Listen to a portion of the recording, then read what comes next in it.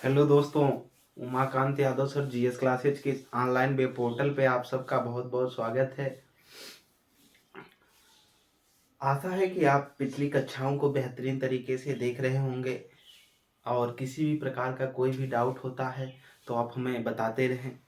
कुछ क्लासें रुक रुक करके जो चल रही हैं, थोड़ा टाइम का अभाव है।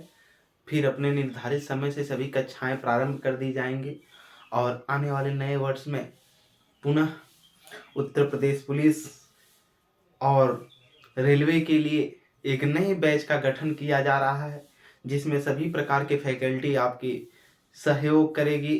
ठीक, उसमें हर सब्जेक्ट के टीचर होंगे जो कि कक्षाएं हमारे प्ले स्टोर एप्लीकेशन पर भी चलेंगी और यूट्यूब पर भी चलेंगी, दोनों जगहों पर चलेंगी।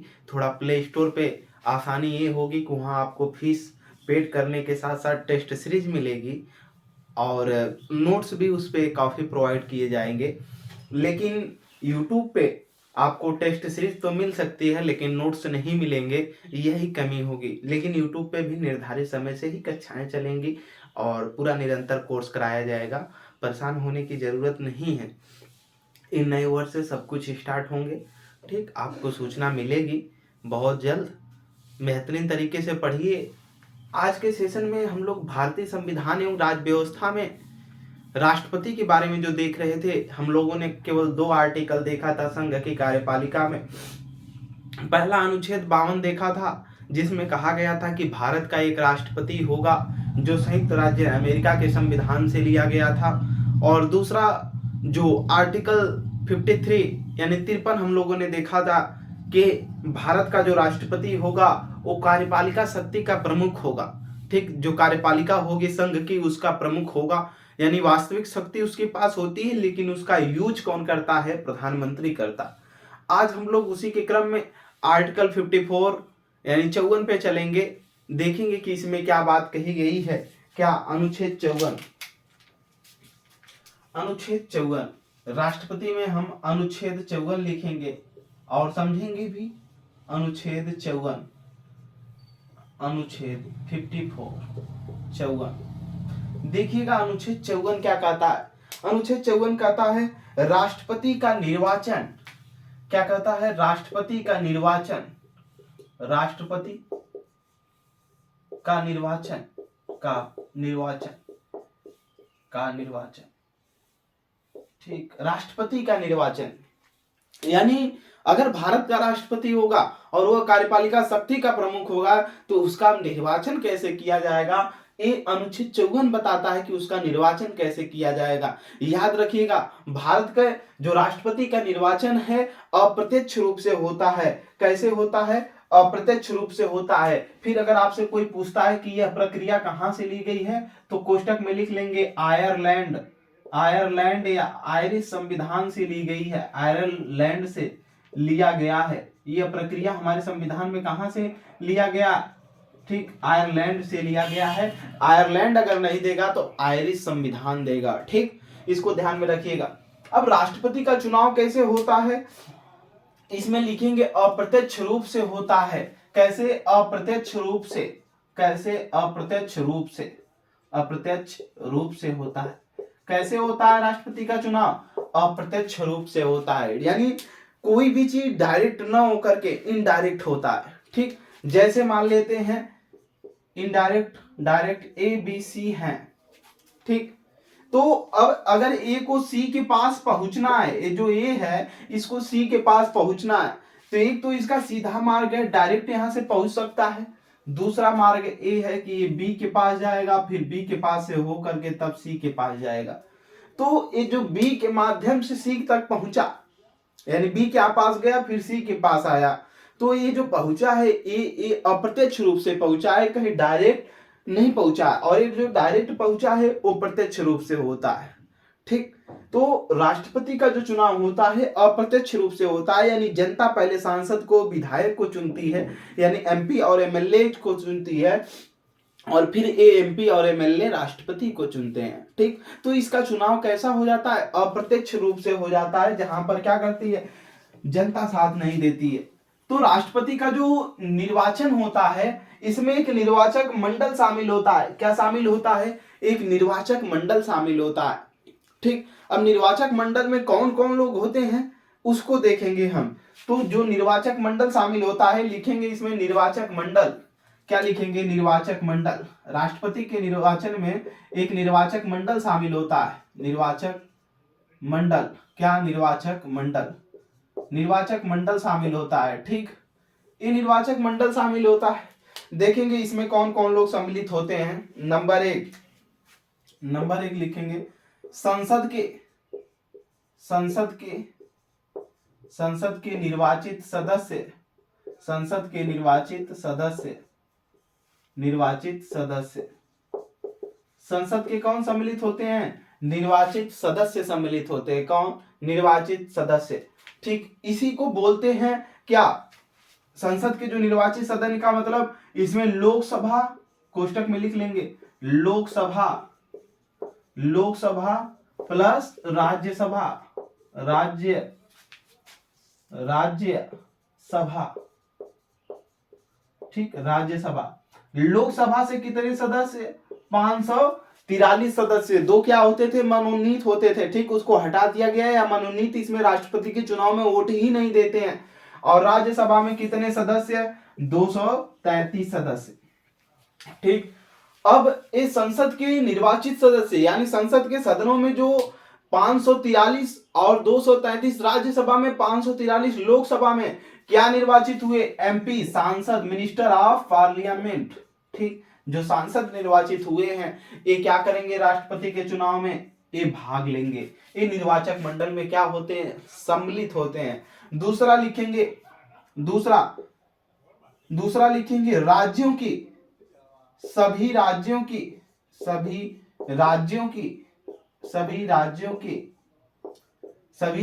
की विधानसभाओं के निर्वाचित सदस्य। विधानसभाओं के निर्वाचित सदस्य। सभी राज्यों के विधानसभाओं के निर्वाचित सदस्य। ठीक, इसमें सभी राज्यों की विधानसभाओं, विधानमंडल नहीं कर रहा है, यानी जहां पर विधान परिषद इसमें शामिल नहीं होती है, जहां जहां विधान परिषद है वो शामिल नहीं होती। केवल क्या? सभी राज्यों की जो विधानसभाएं हैं उनके निर्वाचित सदस्य, यानी विधानसभाओं के जो निर्वाचित सदस्य होते हैं वो क्या कहलाते हैं? Member legislative of assembly, MLA कहलाते हैं, जिसे हम क्या बोलते हैं? विधायक बोलते हैं। और एमपी को हम क्या बोलते हैं? सांसद बोलते हैं। ठीक, तो सभी राज्यों के जो विधायक निर्वाचित होंगे विधानसभाओं के, ये भी राष्ट्रपति के चुनाव में क्या करते हैं? वोट डालते हैं। ठीक, तो फिर इसके बाद तीसरा लिखेंगे। तीसरे में आ जाएगा दिल्ली एवं पुदुचेरी जो केंद्र शासित प्रदेश हैं। ठीक, पुदुचेरी विधानसभाओं के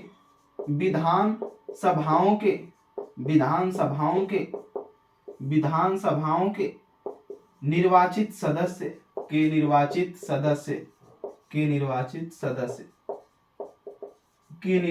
सदस्य। ठीक, ये जो शामिल किया गया था दिल्ली को और पुदुचेरी को राष्ट्रपति के चुनाव में वोट डालेंगे, इसको नोट कर लीजिएगा। 17वां संविधान संशोधन CAA, कॉन्स्टिट्यूशन अमेंडमेंट एक्ट 1992 के द्वारा इसको क्या किया गया था? जोड़ा गया था कि राष्ट्रपति के चुनाव में जो दिल्ली और पुदुचेरी केंद्र शासित प्रदेश हैं, इनकी जो विधानसभाएं हैं वो राष्ट्रपति के चुनाव में क्या करेंगे? इनसे निर्वाचित सदस्य सम्मिलित होंगे। अब इसी में नीचे प्लस करके लिख लीजिएगा, प्लस जम्मू कश्मीर। क्या? जम्मू कश्मीर भी अब इसमें क्या हो रही है? राष्ट्रपति के चुनाव में जो जम्मू कश्मीर केंद्र शासित प्रदेश है, यहाँ की भी विधानसभा क्या करेगी? राष्ट्रपति के चुनाव में भाग लेगी। ठीक, ये हो गया। ये जो 17वां संविधान संशोधन है ये भी बहुत इंपॉर्टेंट है।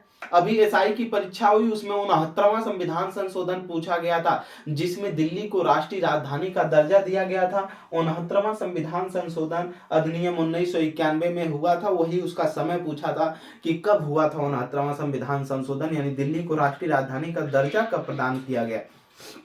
याद रखिएगा, दिल्ली जो भारत की राजधानी बनी है 1911 में घोषणा हुई जब जॉर्ज पंचम भारत आए थे और 12 में बनी। इसके बाद नई दिल्ली कब भारत की राजधानी बनी तो 1931 में नई दिल्ली राजधानी बनी। पहले दिल्ली थी, बाद में नई दिल्ली हुई है 1931 में। और फिर दिल्ली को राष्ट्रीय राजधानी एनसीआर, नेशनल कैपिटल रीजन क्या होता है, एनसीआर का दर्जा क्या कब दिया गया, इसको राष्ट्रीय राजधानी का कुछ क्षेत्र है उसी को एनसीआर बोलते हैं।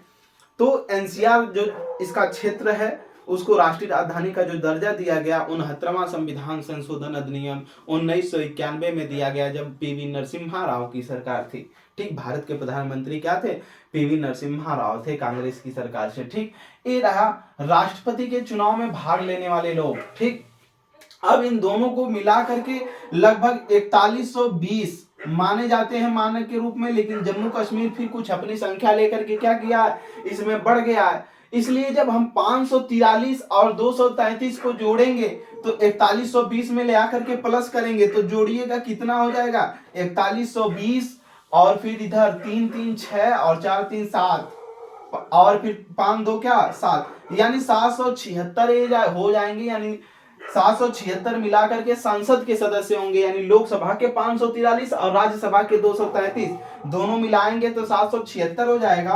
प्लस सभी राज्यों की विधानसभाओं से जो सदस्य आए हैं 4120, इनको जब ऐड कर लेंगे तो हो जाएगा 6 7 2 9 7 1 8, यानी 4896 के लगभग। और जम्मू कश्मीर भी अब इसमें सम्मिलित होगा तो और संख्या बढ़ जाएगी।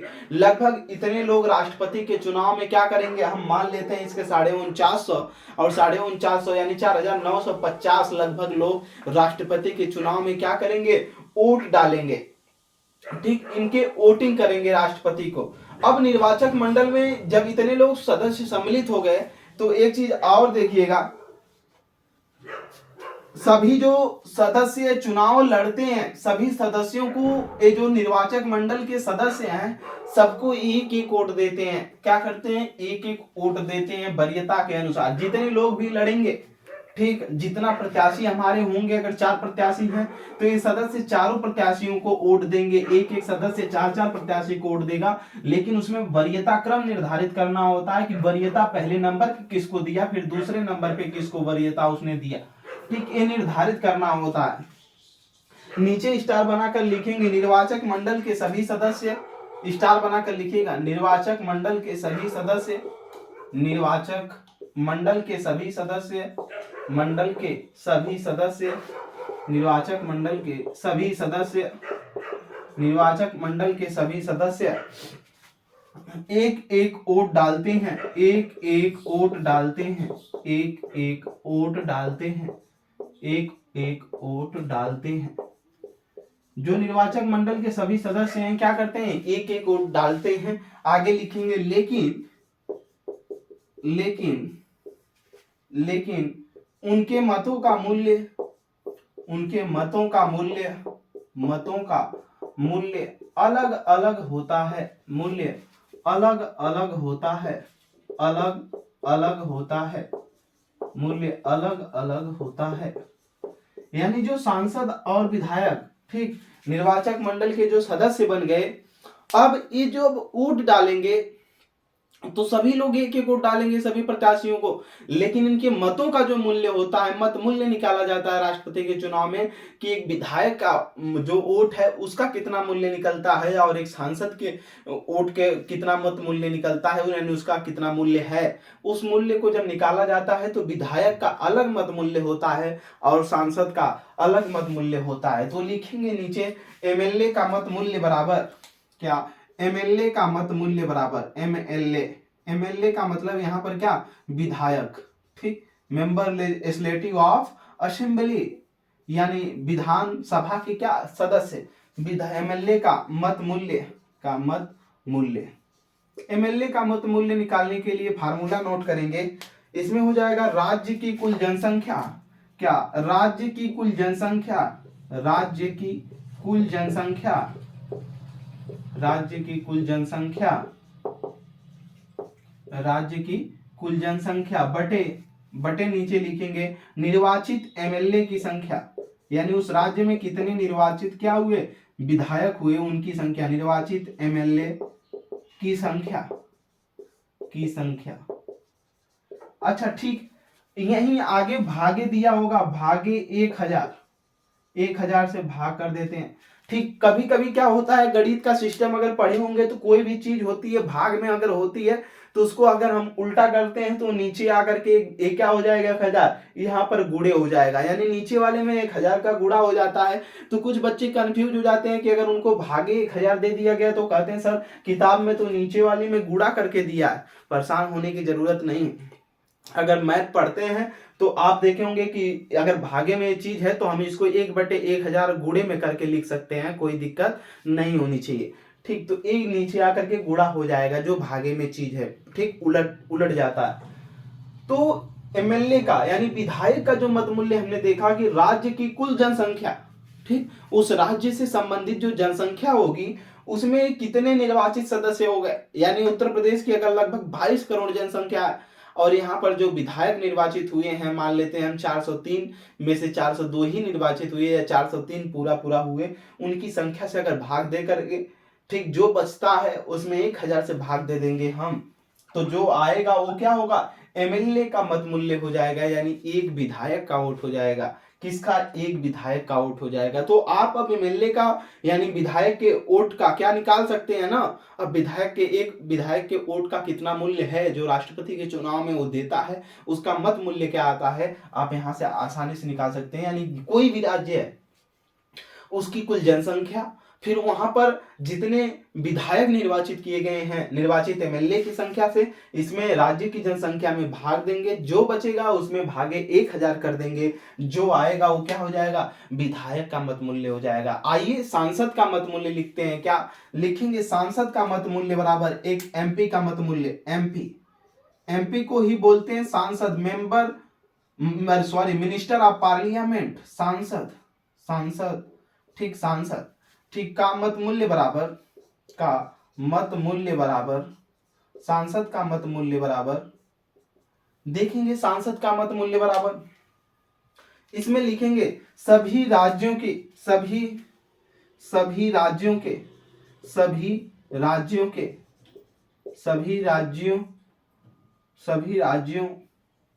के एवं दिल्ली, पुदुचेरी, जम्मू कश्मीर, दिल्ली, पुदुचेरी, जम्मू कश्मीर, ठीक, जम्मू कश्मीर के सभी एमएलए का मत मूल्य, सभी एमएलए का मत मूल्य, सभी एमएलए का क्या मत मूल्य, सभी राज्यों एवं दिल्ली, पुदुचेरी, जम्मू कश्मीर के सभी एमएलए का क्या मत मूल्य, नीचे बटे क्या करेंगे, लिखेंगे निर्वाचित, जो निर्वाचित हुए होंगे, चुने गए हैं निर्वाचित, ठीक, एमपी की संख्या,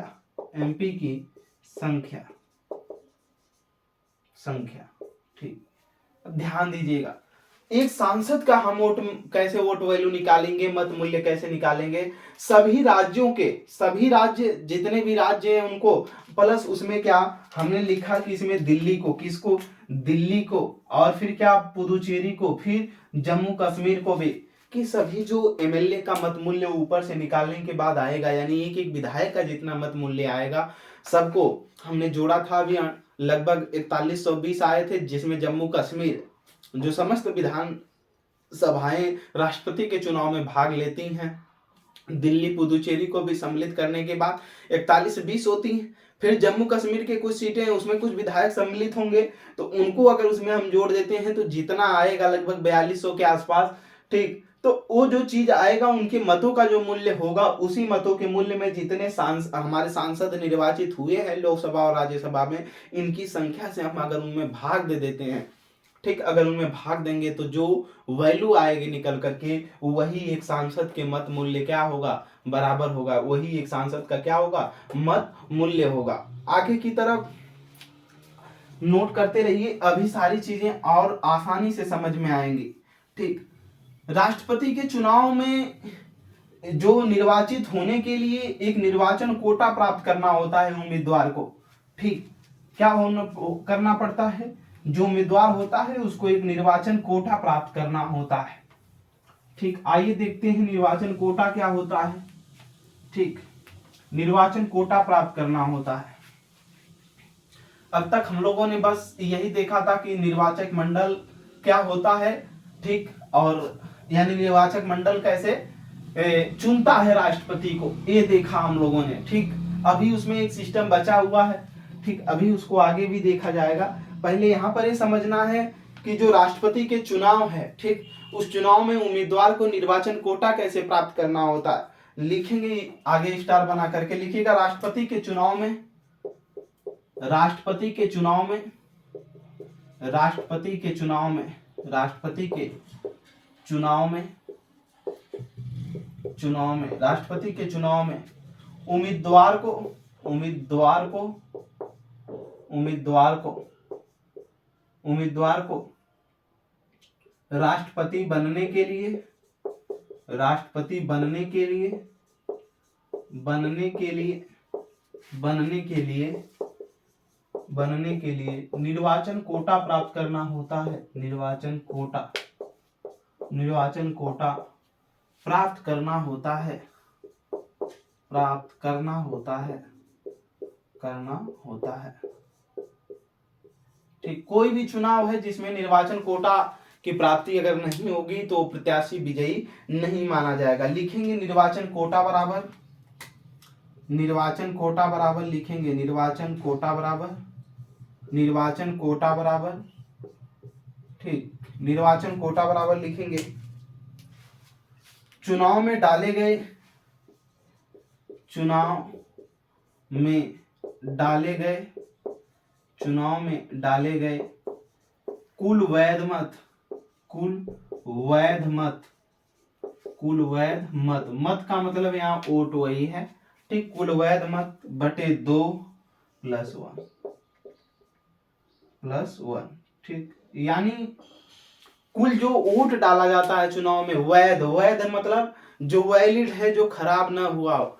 ठीक, कुल वैध मतों का आधा करेंगे +1 उसमें जोड़ देंगे जितना, यानी अगर 100 वोट पड़ा तो 50 + 1 यानी 51, यानी 50% से अधिक जो वोट आएगा, ठीक, जो वोट पाएगा, यानी जो वही क्या कहलाएगा, निर्वाचन कोटा कहलाएगा। यानी जो प्रत्याशी 50% से अधिक वोट पाता है, ठीक, वही, यानी सब में सबसे अधिक भी हो और 50% से अधिक हो पाया हो, तो वही क्या कहलाएगा, निर्वाचन कोटा की प्राप्ति होती है। इसको प्राप्त करना ही होता है, और जो व्यक्ति प्राप्त करता है वही क्या बनता है, इसमें वही व्यक्ति इसमें राष्ट्रपति बनेगा, या कोई भी प्रधान है उसमें भी निर्वाचन, कोई भी चुनाव अगर चुनाव होता है तो उसमें निर्वाचन कोटा सब चुनाव में होता है और उसको प्राप्त करना होता है। अब हम ये आर्टिकल 54 बस राष्ट्रपति का निर्वाचन की बात करता है, जो कि आयरलैंड के संविधान से लिया गया है।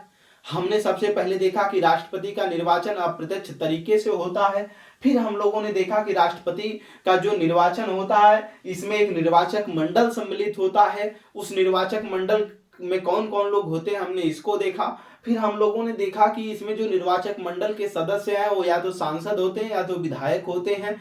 तो जो सांसद और विधायक हैं उनके मतों का मूल्य होता है, कैसे निकाला जाता है, हमने इसको देखा।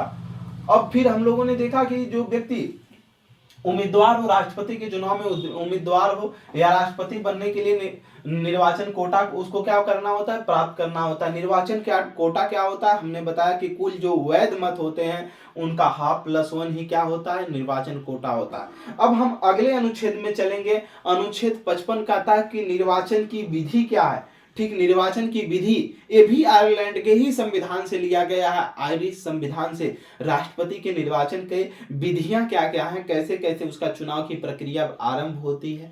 ठीक, फिर हम इसके बाद इसी में देखेंगे कि राष्ट्रपति के जो चुनाव है इसकी आलोचनाएं क्या है, कमियां क्या हैं। बहुत से लोग इसको कमी ठहराते हैं, तो इसमें कमियां क्या क्या हैं इसको भी हम देखेंगे। तो आइए देखते हैं राष्ट्रपति के चुनाव में जो निर्वाचन की विधि क्या है।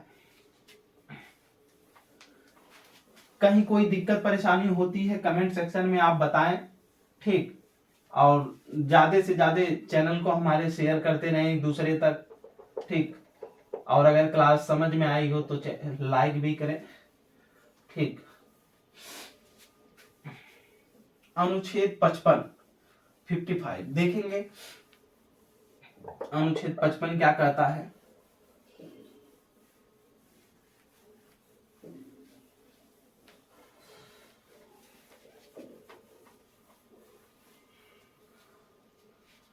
अनुच्छेद 55 कहता है राष्ट्रपति के निर्वाचन की विधि।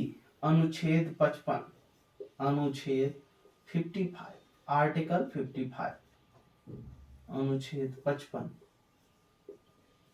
ठीक, अनुच्छेद 55 लिखेंगे। इसमें राष्ट्रपति के निर्वाचन की विधि क्या दिया गया है। राष्ट्रपति के निर्वाचन की विधि, राष्ट्रपति के निर्वाचन की विधि, के निर्वाचन की विधि, राष्ट्रपति के निर्वाचन की विधि, ठीक, राष्ट्रपति के निर्वाचन की क्या दिया गया है, विधि दिया गया है कि राष्ट्रपति का निर्वाचन कैसे होता है। कोष्टक में लिख लीजिएगा, यह भी कहां से लिया गया है, आयरलैंड के संविधान से, आयरलैंड यानी आयरिश संविधान से लिया गया, आयरलैंड के संविधान से।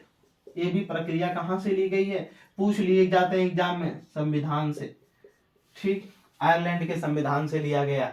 राष्ट्रपति की निर्वाचन की विधियां क्या क्या हैं, यानी कोई भी व्यक्ति राष्ट्रपति अगर लड़ने जाता है चुनाव, उसका निर्वाचन कैसे किया जाएगा, इन सारी प्रक्रियाओं के बारे में इसमें क्या किया गया है, बताया गया है। तो लिखेंगे यह करवाया जाता है, किसके द्वारा करवाया जाता है, देखेंगे स्टार बनाकर लिखिएगा, यह करवाया जाता है, यह करवाया जाता है, करवाया जाता है।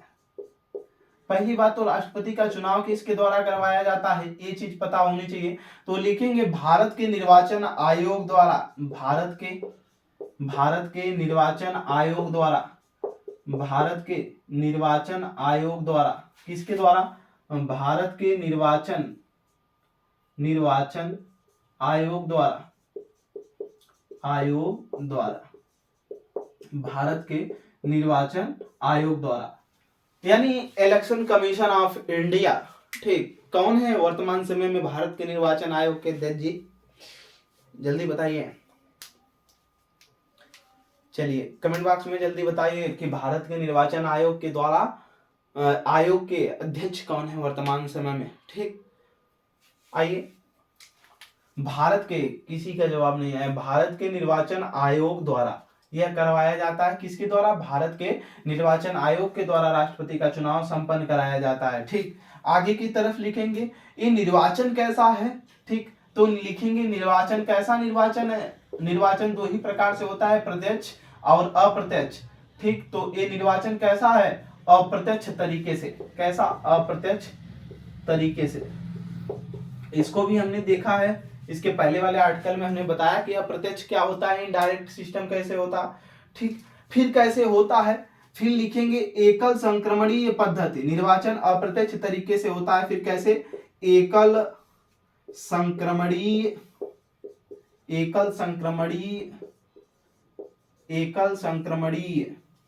ठीक, संक्रमणीय मत पद्धति, एकल संक्रमणीय मत पद्धति, ठीक। क्या, एकल संक्रमणीय मत पद्धति, एकल संक्रमणीय मत पद्धति। इसके तहत एकल संक्रमणीय मत पद्धति, ठीक, कहीं सॉरी, इसको इस तरह से लिखिए, संक्रमणीय मत पद्धति, या इसी को देगा एकल संक्रमणीय, या इसी को कहेंगे एकल संक्रमणीय अप्रत्यक्ष मतदान प्रणाली, अप्रत्यक्ष मतदान प्रणाली। इसको समझना है कि है क्या प्रणाली, ठीक। समझाने की कोशिश करेंगे हम, और आप पहले बात को सुनने की कोशिश करिएगा, ठीक। इसके बाद जब हम चुनाव में एक एक करके व्यक्ति को चुनाव वोट देंगे तो उस समय फिर समझा देंगे, ठीक। हम अनुच्छेद 55 पढ़ रहे हैं। इसमें समझना यह है कि एकल संक्रमणीय, पहले इतना, फिर अप्रत्यक्ष मतदान, तो हमने बता दिया कि अप्रत्यक्ष तरीके से चुनाव होता है, यानी जनता डायरेक्ट राष्ट्रपति को नहीं चुनती, इतनी बात हो गई। बस एकल संक्रमणीय को समझना है, ठीक। इसी को इंग्लिश में हम बोलते हैं सिंगल ट्रांसफरेबल, सिंगल, क्या बोलते हैं, सिंगल, इंग्लिश भी लिख सकते हैं, सिंगल ट्रांसफरेबल ट्रांसफेरेबल फेरेबल वोट सिस्टम, वोट सिस्टम, एकल संक्रमणीय मत पद्धति। इसके तहत होता ये है कि पहले उम्मीदवार चुनाव लड़ने के लिए उतरता है, क्या करता है, निर्वाचन में एक निर्वाचक मंडल के द्वारा, हमने बताया राष्ट्रपति का चुनाव होता है, ठीक, और सभी जो निर्वाचक मंडल के सदस्य हैं सबको वोट देने का अधिकार होगा क्योंकि वो निर्वाचक मंडल के सदस्य हैं। और वो जितने भी प्रत्याशी लड़ेंगे, माना हम ABC 4 प्रत्याशी हैं, 3 प्रत्याशी ABC मान लेते हैं, D 4 हो गए, ठीक। ये चारों प्रत्याशी अगर राष्ट्रपति के चुनाव में, हम समझाएंगे राष्ट्रपति का चुनाव इसके बाद कॉलम में बना करके, परेशान होने की जरूरत नहीं, पहले आओ समझना है, ठीक।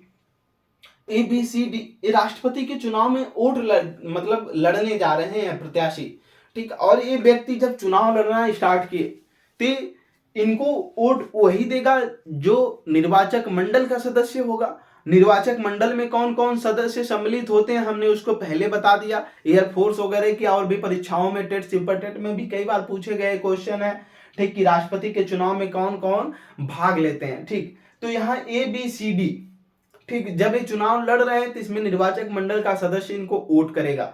लेकिन 4 सदस्य लड़ रहे हैं तो क्या जो सदस्य वोट करने आएगा किसी एक को वोट देगा कि सबको वोट देगा? वो सदस्य सबको वोट देगा। किसको? ABCD को ही वोट देगा, यानी चारों प्रत्याशी को वोट देगा। लेकिन उसका एक वरीयता क्रम होगा। क्या वरीयता क्रम होगा? माना हमने V1 व्यक्ति यानी एक पर्सन V1 है जिसने वोट देने के लिए आया और उसको उन्होंने A को दूसरे नंबर पे, B को तीसरे नंबर पे, C को 1 नंबर पे और D को चौथे नंबर पे रखा। यानी उसके वोट देने का जो क्रम रहा है वो वरीयता के अनुसार दिया है। वरीयता क्रम होता है, उसी वरीयता के आधार पर इसने V1 ने क्या किया? वोट देना काम किया। यानी A को दूसरे नंबर पे वोट दिया, B को तीसरे नंबर पे दिया और C को 1 और D को। इसी प्रकार V2 व्यक्ति जो आएगा दूसरा वोट देने के लिए, वो भी हम मान लेते हैं 1 3 2 4, ठीक, इस प्रकार के क्रम में वोट दिया। यानी V2 ने A को पहले नंबर पे रखा है अपने अपने वरीयता में, इसमें कोई दबाव और रोल नहीं है। इस प्रकार से जो वरीयता के आधार पर इन कैंडिडेटों को वोट दिए जाते हैं, तो पहली बार जब प्रथम चक्र की मतगणना होती है, ठीक, पहली बार जब राष्ट्रपति का इस प्रकार से जब चुनाव प्रक्रिया पूरी हो जाती है, सभी सदस्य, ठीक, जितने भी सदस्य V1 V2 इस तरह से करके जितने भी, अभी हम लोगों ने लगभग 4900 के आसपास, 450 हमने बताया सदस्य होंगे, सभी सदस्यों का इस प्रकार से हमने क्या किया? मतदान करा लिया और एक प्रत्याशी को वोट पड़ गया। अब उनका मत मूल्य तो निकाला ही जाता है, लेकिन उसके साथ साथ जब निर्वाचक पूरा मतलब निर्वाचन हो जाता है राष्ट्रपति का, मतलब इसमें पूरा मामला वोट पड़ जाएगा। वोट पड़ने के बाद पहली बार गणना स्टार्ट होती है, जिसे प्रथम चक्र की मतगणना बोलते हैं।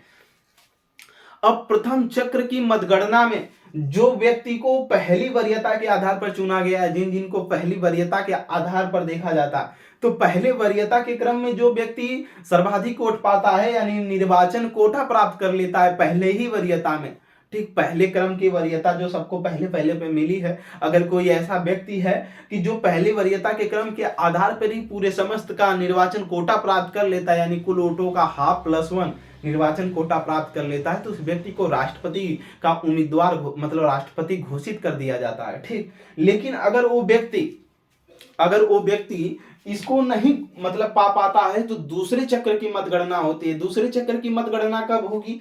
कोई भी व्यक्ति जो इसमें से सबसे कम वोट पाया होगा, उस प्रत्याशी को इस चुनाव से बाहर कर दिया जाता है जो कम वोट पाता है, और फिर उसका जो मत होता है उसी मतों को अन्य प्रत्याशियों में विभाजित कर दिया जाता है। तो जो व्यक्ति उसके बाद अगर कोई निर्वाचन कोटा प्राप्त करता है तो वो राष्ट्रपति बनेगा। लेकिन अगर उसके बाद भी नहीं पड़ता है तो तीसरे चक्र की मतगणना होगी। यही जो मतगणना है बार बार क्रम, जब तक निर्वाचन कोटा की प्राप्ति नहीं हो जाती, उसी को हम बोलते हैं एकल संक्रमणीय, और वरीयता क्रम जो है उसी को हम बोलते हैं सिंगल ट्रांसफेरेबल।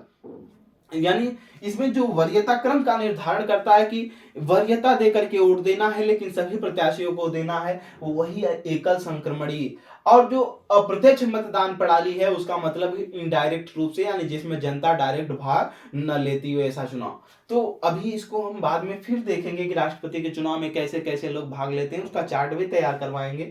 लेकिन इसमें और नीचे लिखना है, तो राष्ट्रपति का निर्वाचन अप्रत्यक्ष तरीके से होता है। कैसे होता है? एकल संक्रमणीय मत पद्धति से होता है। एकल संक्रमणीय मत पद्धति क्या है, हमने इसको आपके सामने रखा। आगे इसी में लिखेंगे राष्ट्रपति पद के लिए, राष्ट्रपति पद के लिए लिखते रहिए, राष्ट्रपति पद के लिए, राष्ट्रपति पद के लिए, राष्ट्रपति पद के लिए, राष्ट्रपति पद के लिए, राष्ट्रपति पद के लिए, राष्ट्रपति राष्ट्रपति पद के लिए, पद के लिए, पद के लिए राष्ट्रपति का जब चुनाव होता है कुछ जमानत राशि रखी जाती है, जमानत राशि रखी जाती है जिसे आवेदन शुल्क बोलते हैं, कह लीजिए। तो जो जमानत राशि होती है, यानी कोई भी व्यक्ति अगर पूरा जितना वोट पड़ा है अगर उसका 1/6वां भाग नहीं प्राप्त करता है तो उसकी राशि जब्त कर ली जाती है। तो जो फीस होता है वो 15,000 रुपए होता है। कितना? 15,000 रुपए होता है मात्र। नोट कर लेंगे, 15,000 रुपए जमानत राशि होती है। ठीक, ये जमानत राशि होती है 15,000 रुपए। आगे की तरफ लिखेंगे, इसी में लिखेंगे कम से कम, कम से कम, कम से कम, ठीक, प्रस्तावक, प्रस्तावक, कम से कम जो प्रस्तावक होना चाहिए, कम से कम इनके नाम को, जो व्यक्ति उम्मीदवार राष्ट्रपति का उम्मीदवार बन रहा है, जो चुनाव लड़ रहा है, कम से कम कितने प्रस्तावक होने चाहिए उसके पक्ष में? 50 व्यक्ति, यानी 50 सांसद उसके या विधायक सब मिल करके होने चाहिए। ठीक, और कम से कम, कम से कम, कम से कम अनुमोदक, इसके नाम को जो अनुमोदन करने वाले हैं कि नहीं, अनुमोदन करता जो होंगे वो भी कितने होंगे? 50 व्यक्ति। 50 व्यक्ति इस व्यक्ति को जानते हो, ठीक, वो सांसद अथवा विधायक हो, और 50 ऐसे व्यक्ति हों जो उसको क्या करते हो? अनुमोदन देते हो, मतलब उसके नाम को वेरीफाई करते हो कि नहीं ये व्यक्ति सही है। ठीक, तो ऐसे व्यक्ति को ही राष्ट्रपति का उम्मीदवार बनाया जाता है। और जमानत राशि 15,000 है। अगर जो व्यक्ति समस्त वोटों का 1/6 भाग नहीं प्राप्त कर पाता है उसकी जमानत राशि जब्त कर ली जाती है। इसी प्रकार समस्त चुनाव जो होते हैं राजनीति से संबंधित उनमें जमानत राशि होती है, और उस जमानत राशि में अगर कोई भी व्यक्ति पूरे वोट का 1/6वां भाग नहीं प्राप्त करता है तो उस व्यक्ति की जमानत राशि क्या कर ली जाती है? जब्त कर ली जाती है। तो कम से कम 50 प्रस्तावक और कम से कम 50 व्यक्ति अनुमोदन करता है, यानी उसके नाम को अनुमोदक करते हो। ठीक, क्या करते हो? उसको अनुमोदन देते हो कि नहीं ये ठीक व्यक्ति है। ठीक, तो वो व्यक्ति क्या होगा? इलिजिबल माना जाएगा, इलिजिबल। ठीक, इलिजिबल होगा किसके लिए? राष्ट्रपति के चुनाव के लिए। ठीक, अब राष्ट्रपति का जो इसमें चुनाव होता है, ठीक, इसमें कौन सी, भाई पहला राष्ट्रपति का चुनाव 1992 में हुआ, सॉरी 52 में हुआ। 1952 में जब हुआ उसके पहले डॉक्टर राजेंद्र प्रसाद को 1950 में संविधान सभा के द्वारा ही चुन लिया गया था। 24 जनवरी 1950 को संविधान सभा के द्वारा ही डॉक्टर राजेंद्र प्रसाद को संविधान सभा के जो सदस्य थे वही राष्ट्रपति चुन लिए। लेकिन अगर असलियत रूप में देखा जाए तो 1952 में पहली बार राष्ट्रपति का चुनाव हुआ तो उसमें जो सांसद और विधायक जो भाग लिए इनकी संख्या तो निर्धारित होनी चाहिए, क्योंकि अलग अलग जगहों पर बार बार जब चुनाव होते हैं तो वहां पर सीटें बढ़ती घटती रहती हैं। ठीक, कहीं जनसंख्या कम हो गई, कहीं अधिक हो गई, तो इसमें निर्वाचन आयोग के लिए एक बहुत बड़ी समस्या थी। ठीक, तो 1971 में घटना घटी। जब 1952 में चुनाव हुआ तो 51 की जनगणना के आधार पर ये सिस्टम रखा गया था कि 1951 की जो जनगणना होगी उसके आधार पे हम क्या करेंगे, मतलब एक सीट तैयार करेंगे कि 1951 में जितने सांसद विधायक चुने गए हैं वही 52 वाले राष्ट्रपति के चुनाव में भाग लेंगे। डॉक्टर राजेंद्र प्रसाद लंबे समय तक रहे राष्ट्रपति। ठीक, 62 में फिर जब चुनाव हुआ तो उस समय फिर बात आई कि कौन सी जनगणना को आधार वर्ष बनाया जाए, तो फिर 61 को बना लिया गया। इस प्रकार से चलते चलते क्रम एक बार आया तो जब लास्ट में चुनाव आ गया 1974 में राष्ट्रपति का। ठीक, तो 1974 के राष्ट्रपति का जब चुनाव आया तो 1971 में 74 के आसपास ही चलाई जा रही थी परिवार नियोजन योजना चलाई जा रही थी। परिवार नियोजन यानी परिवार को रोको, इंदिरा गांधी की सरकार थी। उसी समय 1971 की जनगणना को आधार मान करके क्या चलाया जा रहा था, मतलब राष्ट्रपति का चुनाव कराया जा रहा था 74 में। तो जब परिवार योजना चलाई जा रही थी तो उस समय क्या हुआ कि कहा गया कि हम दो हमारे दो, ठीक, यानी आप पति पत्नी और आपके बच्चे दो हों, इससे ज्यादा न हो, इस पे रोक लगाया जाए, नहीं तो जनसंख्या वृद्धि हो जाएगी। और आज देखिए जनसंख्या वृद्धि हो गई तो उसका मामला है क्या, आप समझ सकते हैं कि बेरोजगारी, रोटी रोजी के लिए भी बहुत लड़ाइयां लड़नी पड़ रही हैं। तो जब ऐसा हुआ कि ये समय आ गया कि जनसंख्या पे रोक लगाने की जब बात आई तो दक्षिण भारत वाले पढ़े लिखे थे, उन्होंने इस बात को स्वीकार कर लिया, ठीक। लेकिन उत्तर भारत वालों ने स्वीकार नहीं किया, परिवार जो नियोजन योजना चलाई जा रही थी उसको उन्होंने स्वीकार नहीं किया।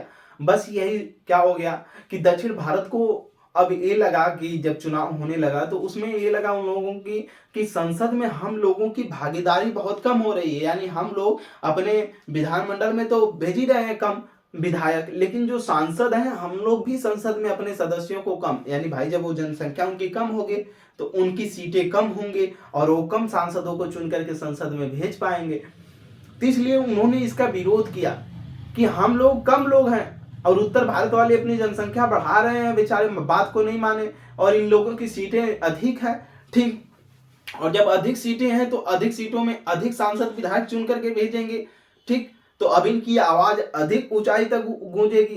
इसी बात को लेकर के जब विरोध हुआ तो इंदिरा गांधी ने 1971 की जो जनगणना हुई थी उसी को इन्होंने कहा कि ऐसा है कि 1971 की जो जनगणना है इसी को आधार वर्ष बना दिया।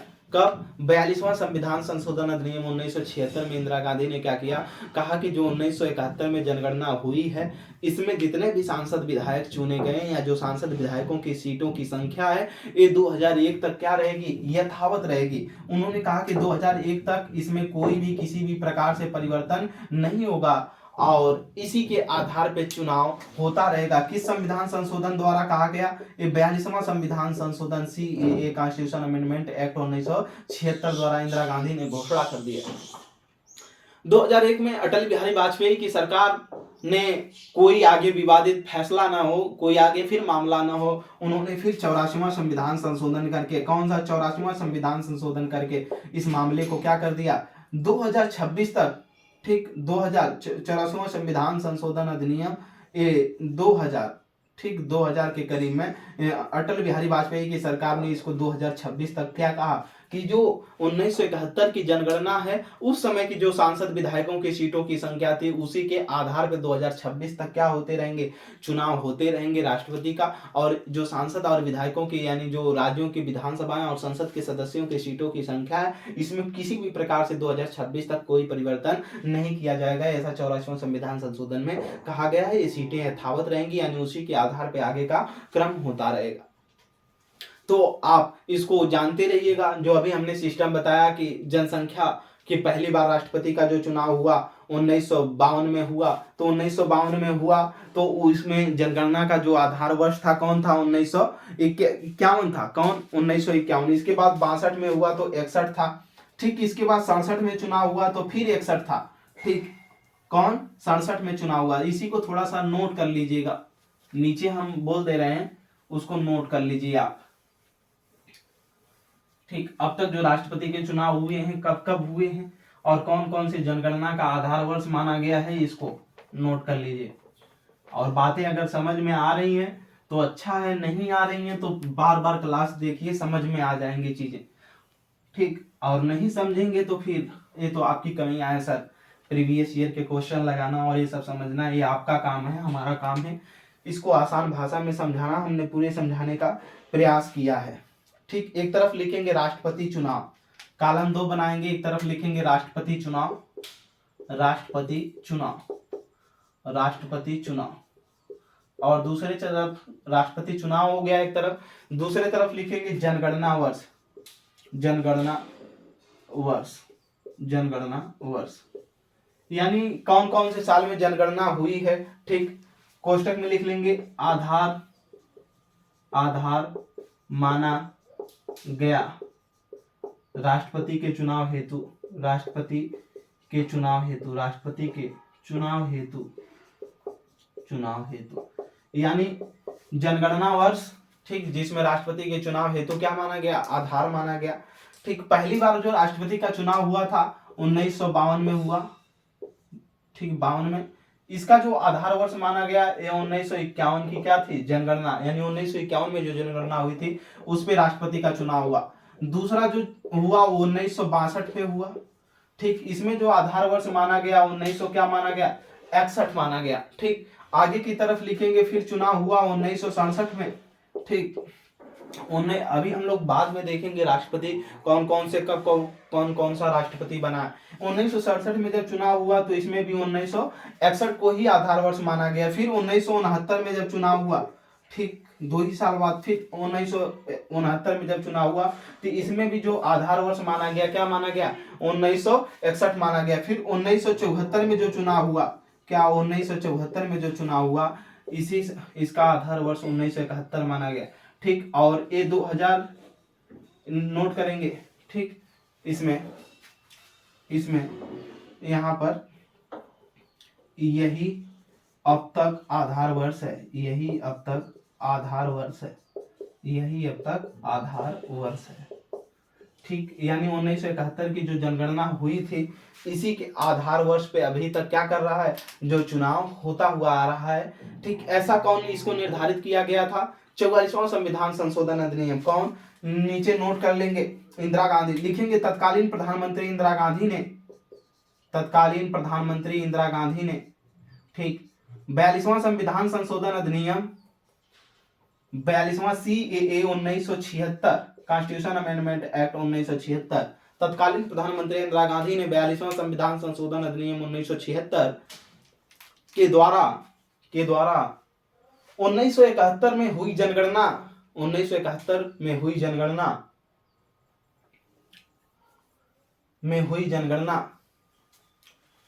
को आधार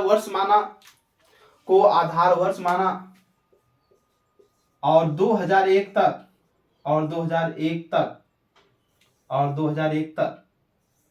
सभी सीटों को यानी राज्यों की जो विधानसभाएं और जो संसद के सभी सदस्यों का सीटें हैं उनको, ठीक, सभी सीटों को यथावत रखने को कहा गया, यानी उन्होंने 42वां संविधान संशोधन 1976 में कहा कि जो 1971 में जनगणना हुई है, जो सीटें 71 में निर्धारित कर दी गई है कि ना इतने इतने सीटें रहेंगी और इतने इतने सदस्य हैं, तो वही सदस्य अब 2001 तक रहेंगे। लेकिन सन 2000 में चलने के बाद फिर प्रधानमंत्री अटल बिहारी वाजपेयी जब हुए, ठीक, तो उन्होंने देखा कि आगे कोई परेशानी ना हो, फिर कोई मामला खड़ा ना हो, इसलिए उन्होंने फिर 84वां संविधान संशोधन करा दिया। क्या, कॉन्स्टिट्यूशन अमेंडमेंट एक्ट। नोट करेंगे 2000 में, सन 2000 में अटल बिहारी वाजपेयी की सरकार ने फिर कोई मामला ना हो तो इसको 2000 कहीं 2001 भी देता है, तो फिर आप समझते रहिएगा इसको। ठीक, आप लिख करके 2001 भी लिख लीजिए। ठीक, इसने जो निर्धारित कर दिया, लिखेंगे अटल बिहारी वाजपेयी ने 84वां संविधान संशोधन 2000 या 2001 के द्वारा, ठीक, सभी सीटों को 2026 तक यथावत रखने की घोषणा की। यानी 84वां संविधान संशोधन कहता है कि 2026 के पहले संसद के सदस्य या विधानमंडल का जो सदस्य मतलब सीटें, सदस्यों की सीटों की संख्या है, इसमें किसी भी प्रकार से परिवर्तन नहीं किया जा सकता। 2026 तक 1971 की जनगणना में जो निर्धारित किया गया था वही मामला चल रहा है। तो ये दोनों संविधान संशोधन भी मोस्ट इंपॉर्टेंट है, इनको याद रखेंगे। आगे की तरफ हम आपसे मिलते हैं फिर एकल संक्रमणी मत पद्धति के आधार पर कैसे राष्ट्रपति का चुनाव होता है। हम कल उम्मीदवारों को लेकर के आएंगे। आप भी अपना नाम चूज करके कमेंट बॉक्स में बताएंगे कि कौन कौन से लोग राष्ट्रपति के चुनाव कौन लड़ना चाहता है। ठीक, लेकिन हाँ, मिठाई भी खिलाना पड़ेगा अगर जो राष्ट्रपति का चुनाव लड़ता है और विजयी होता है। ठीक, इसके लिए भी व्यवस्था करके आइए क्लास में। ठीक, क्लास को ज़्यादा से ज़्यादा शेयर करिए। आसान भाषा में हमारी कोशिश होती है कि आपको समझाएं। अगर आपको क्लास अच्छा लगता है तो लाइक करें, दूसरे तक शेयर करें, सबको बताएं। ठीक, Umakant Yadav sir GS classes में जुड़ने के लिए आप सभी मित्रों का बहुत बहुत धन्यवाद।